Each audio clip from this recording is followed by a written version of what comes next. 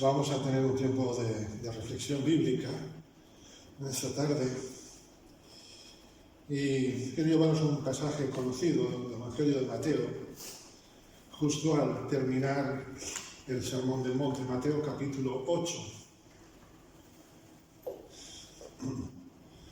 Mateo capítulo 8 es un texto bastante conocido y en estos días hubo una expresión de este pasaje que me hizo bastante reflexionar y me hizo meditar, precisamente pensando en el día de hoy. Mateo capítulo 8. Voy a esperar que todos lo tengáis.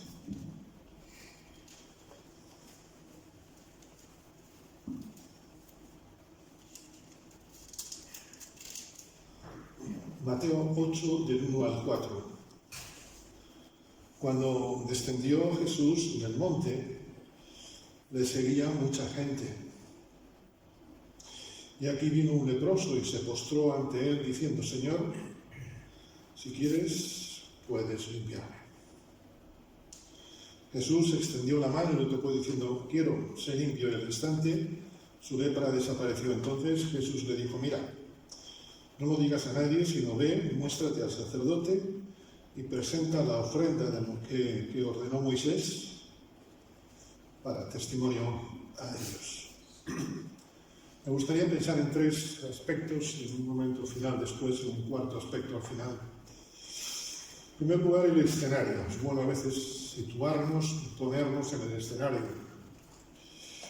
Los capítulos 5, 6 y 7 nos presentan el Sermón del Monte. Es el discurso más largo recogido sobre el ministerio de Jesús. Y esto es justo después. Le seguía mucha gente, después, cuando descendió. La gente seguía a Jesús, qué bueno, ¿verdad? Ya nos gustaría que hoy también la gente siguiera a Jesús. Bueno, hay mucha gente que dice que sigue a Jesús. Eso es otra historia. El mundo occidental se llama mundo cristiano, aun con sus matices, ¿no? Y en este momento están Jesús, los discípulos, la multitud, están terminando de bajar del monte. Y en este momento seguro que habría cansancio. No sabemos cuántas horas fue el discurso, pero ni cuántas horas llevaban ya fuera de casa. Pero en la lógica, primero tuvieron que tener un esfuerzo para subir. Subir a la montaña no es fácil. El problema es bajarlo. Es más difícil todavía. De joven sigo siendo joven, pero más joven todavía. Con 15 años, durante 5 años fui a un campamento, en el cual lo hacíamos en la playa, una cosa muy interesante, y una de las actividades que había era subir a una montaña. Todos subíamos con mucho gozo, el problema era bajar. Bajar, como no tuvieras cuidado, ¿verdad? Te ibas, te la dabas. De hecho, más de uno besó el suelo, literal. Yo no, afortunadamente, gracias a Dios. Bajar es más peligroso, ¿verdad? El domingo, el otro día, se nos hablaba nos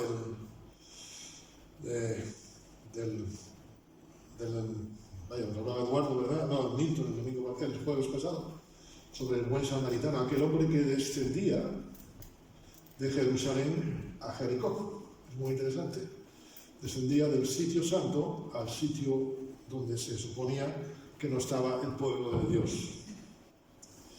Cuidado, queridos hermanos, con nuestras bajadas. Porque a veces nos olvidamos que nuestra mira debe estar en las cosas de arriba. Qué fácil es bajar muchas veces, ¿eh? Y en la bajada nos damos el problema, tenemos el accidente. Bajar es muy peligroso. Lo veíamos, repito, el jueves pasado, en esta misma plataforma. Cuidado con los descensos en nuestra vida. No, yo creo en el Señor, estoy siguiendo a Jesús. Pero es seguir o estar con Jesús, no es lo mismo. Hay gente que sigue corrientes, y como dice el refrán, donde va Vicente va toda la gente, y sigue sin más. Hace algún tiempo en un reportaje en televisión se vio una mujer que llevaba 2 horas haciendo una cola. Pensaba que era para la vacuna del COVID, eran entradas para un partido de fútbol. Había estado allí 2 horas, cuidado a veces lo que seguimos. Dice el autor sagrado que tengamos cuidado con todo viento de doctrina, no ser llevados de un lado para otro. Bajar es fácil. Ay, es que hemos estado en el sermón del monte y tú no sabes lo aquello, pero en ese momento estás bajando. A veces hay cristianos que viven del pasado. A veces hay cristianos que solamente se acuerdan que estuvieron en el monte, pero ahora están en descenso. Y lo que hacen es seguir, no estar con Jesús. Este versículo 1 para mí es bastante elocuente. Cuando descendió, le seguía mucha gente. Seguir es fácil. La cuestión es andar con. ¿Sabes? A veces cuando vas con otro, dices, tú vete delante a tu ritmo que yo te sigo. Y el otro ha llegado y tú después llegas a la media hora. Lo has seguido, pero no has estado en el camino con el otro. Y eso tiene serias consecuencias para nuestra vida. Y aquí, versículo 2.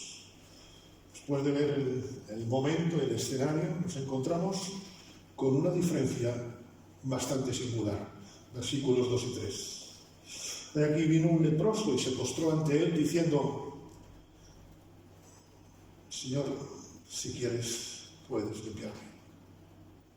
Jesús extendió la mano y le tocó diciendo, quiero ser limpio. Y al instante su lepra desapareció.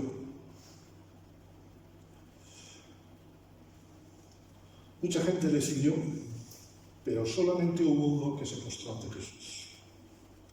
Me llama mucho ese contraste numérico, ¿no? Mucha gente y uno. Incontables. Mira qué raro que este se postra ante Jesús. Imagínate toda la gente siguiendo a Jesús y solamente se postra uno. Este es el bicho raro. Ese fue el único que se postró. El hombre reconoció como más importante la soberanía, el señorío de Cristo, la autoridad de Jesús, más importante que su propia situación. Y la situación del leproso, queridos hermanos, no era un zarpullido en la piel. Quizá a lo mejor tenía alguna parte ya incluso deformada, algún trozo deformado, incluso le faltaría quizá, no sabemos si su mano sería un muñón o no sé qué. Hace años, ya unos cuantos, estuve a punto de marchar a trabajar al extranjero con una organización que trabaja con leprosos. Y las imágenes eran dantescas. Un leproso tiene un aspecto desagradable. Y yo iría a Jesús y le diría, Señor, mira cómo estoy. Pero él le dijo, Señor, si quieres. No conocemos el nombre de aquel hombre, de aquel leproso, pero su ejemplo sigue siendo una lección, un molde, un ejemplo para nosotros hoy. Y permitidme, hemos cantado en nuestras alabanzas, hoy me postro ante Jesús, cantábamos. ¿Cuáles son nuestras prioridades cuando buscamos a Jesús? Él tenía un gran problema, quería comentárselo a Jesús, pero primero empezó por humillarse ante Jesús. ¿Cuáles son nuestras prioridades cuando buscamos a Jesús? De nada me vale decir, Señor, eres muy bueno, pero mira, tengo este problema, estoy anteponiéndome yo. ¿Cómo empieza el Padre Nuestro? Horas antes. En el sermón en el monte lo hemos encontrado. Padre nuestro que estás en los cielos, santificado. Lo que importa de la oración no es lo que pedimos, sino Dios que nos oye. Si yo le digo a mi esposa cualquier cosa, pero lo importante no es ella, por muy importante que pueda ser lo que yo le esté pidiendo, entonces no es una relación de amor, entonces es una relación de parásitos. El amor es entrega a Dios. ¿Sabes? Dios no escucha la oración si antes no nos humillamos ante Él.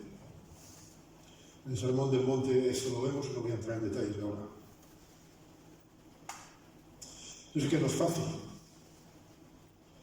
que es difícil. El salmista, en el Salmo 51, un salmo que nos ha tocado en momentos de dificultad, en momentos de caída espiritual, dice en el versículo 17, los sacrificios de Dios son el espíritu quebrantado, al corazón contrito y humillado. No dice al corazón contrito y necesitado, no dice al corazón contrito y desesperado, sino humillado.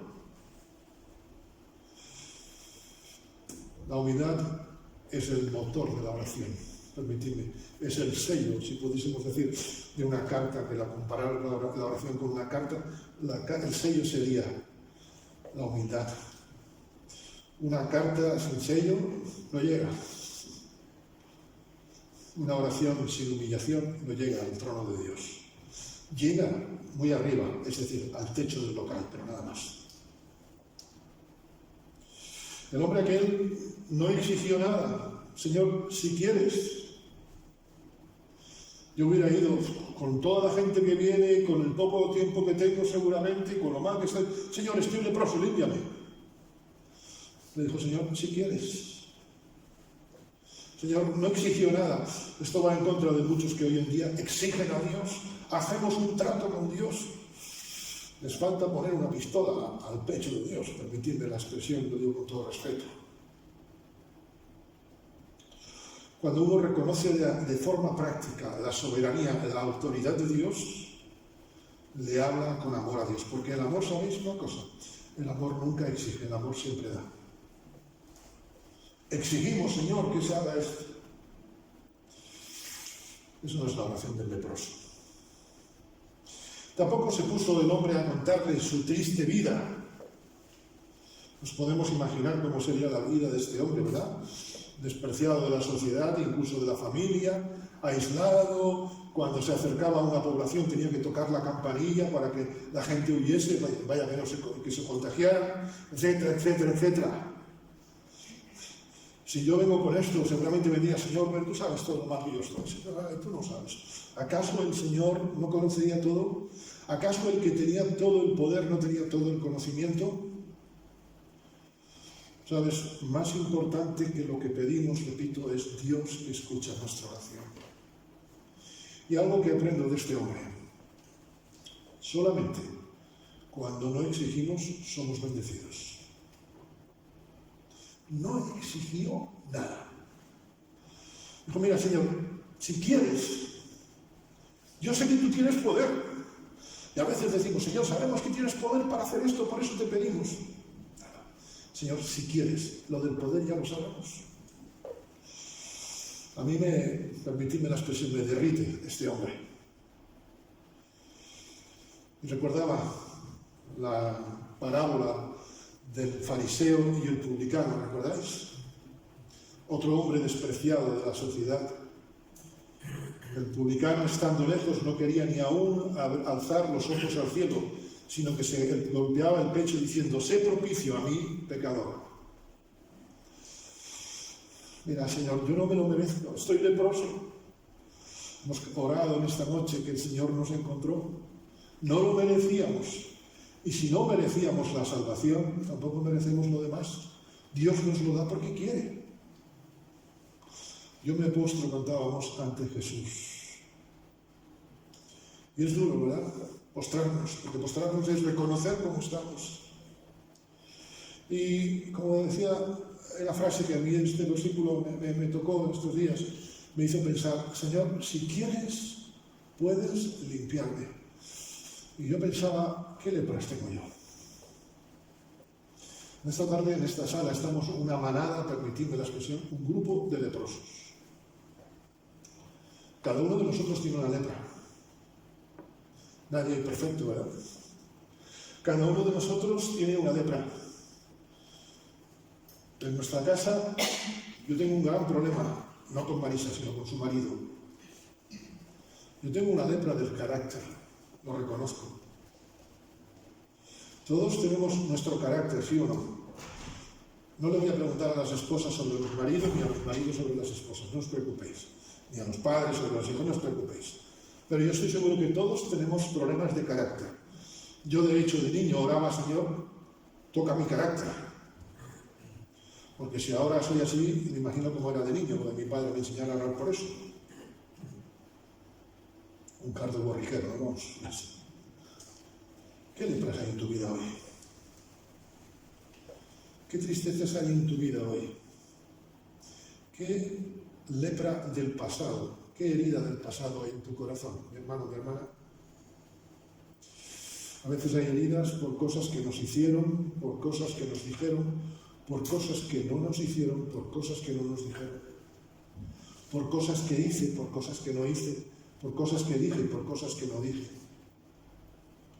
A mí me desafía, queridos hermanos, y es como si algo te quedas en esta noche, que sea esto: Señor, si quieres, límpiame. ¿Sabéis? Yo no sé cuánto tiempo llevaba el leproso. La vida del leproso iba a cambiar en aquel momento. Después tendría que enfrentarse a dificultades. Y a veces estamos tan a gusto con nuestra lepra que queremos que Dios haga el milagro en el de al lado. Señor, toca el carácter de Pepiño, porque, menudo carácter tiene. Cuando debería decir: Señor, tócame a mí. Quizá tenemos la lepra del miedo. Hablábamos esta noche, teníamos uno de los temas de oración, que el Señor perdone y quite nuestra cobardía. A veces es una lepra, ¿verdad? Cada uno de nosotros tiene sus complejos, sus miedos. Miedos en el presente, miedos en el futuro. ¿Qué futuro le espera a mis hijos, a mis nietos, etcétera? Y el Señor, ante esta oración que hace este hombre, que no sabemos su nombre, así que podía ser cualquiera de nosotros, extendió la mano y le tocó diciendo: quiero ser limpio. Y al instante su lepra desapareció. A lo mejor ese instante va a ser toda nuestra vida. ¿Sabes? Este instante puede ser a lo mejor toda nuestra vida, porque el Señor está haciendo una obra de perfeccionamiento en nosotros, aunque no lo entendamos. Mira, yo tengo interés en que el Señor modele mi carácter, pero Dios está más interesado todavía. El que está más interesado en mi vida no soy yo, es el Señor. No es ni siquiera Hacienda, ¿entendedme? Es el Señor. ¿Sabes? El Señor en esta noche dice: ven a mí y yo te responderé y te enseñaré cosas grandes y ocultas que tú no conoces. Y en tercer lugar nos presenta un desafío. Jesús le limpia de la lepra. Cada cosa nos daría para más, pero el tiempo apremia y quiero ceñirme lo máximo posible.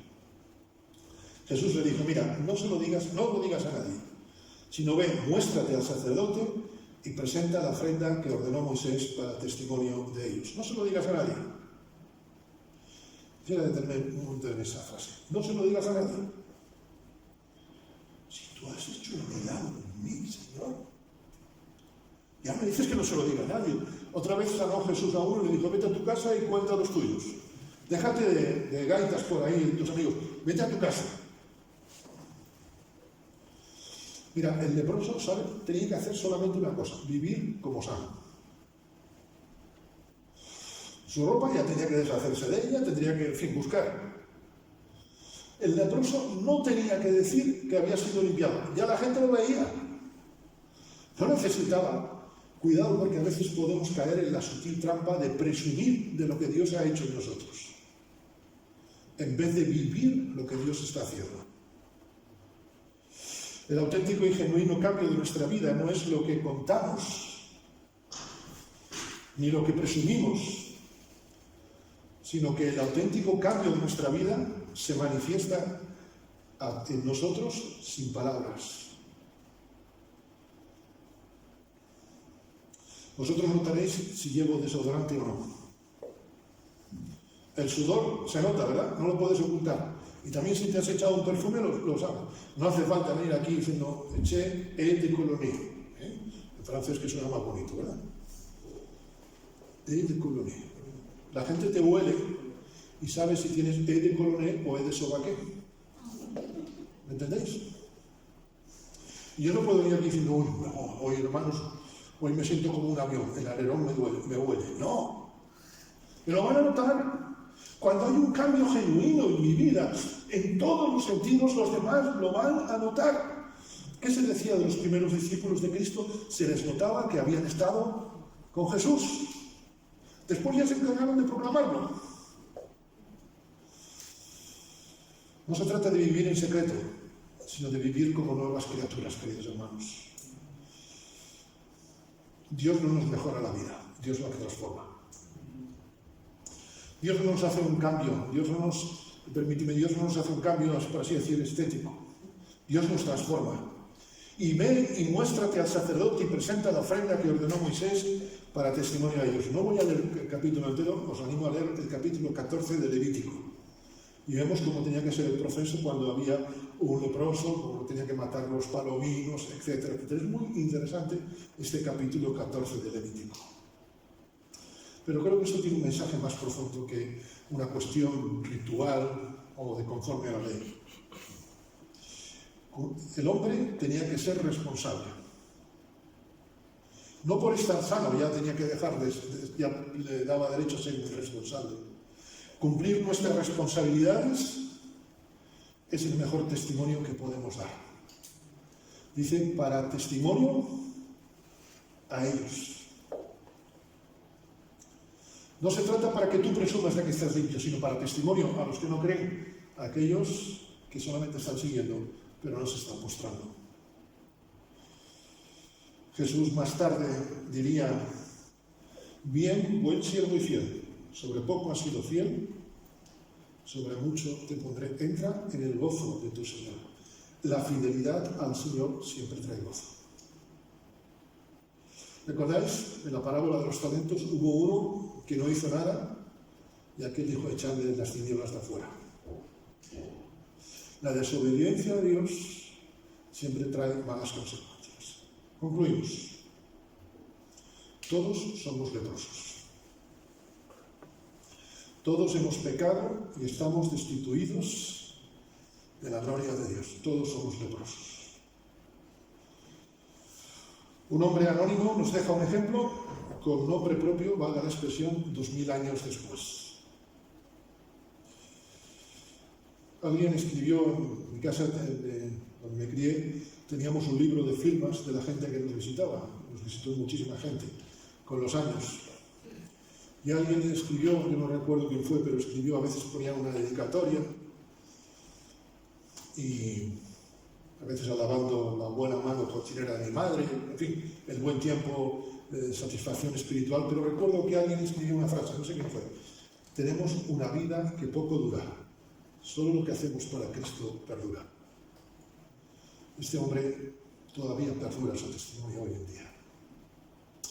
Ojalá, querido hermano, querida hermana, de ti y de mí se pueda decir lo que dice Apocalipsis 14:13. Bienaventurados de aquí en adelante los muertos que mueren en el Señor. Sí, dice el Espíritu, descansarán de sus trabajos. ¿Por qué? Porque sus obras con ellos siguen. ¿Sabes qué bendición? Cuando lleguemos a la presencia del Señor se pueda decir esto de nosotros. Recuerdo en un cementerio inglés que hay en el Puerto de la Cruz, cementerio muy bonito, alguien decía que daban ganas de morirse allí, por lo bonito que tenían las palmeras, pero en una tumba habían puesto este texto. Alguien que había muerto en 1800 no sé cuánto. Y me llamó la atención cuando yo vi esto, sería 1980, 1985, no lo sé.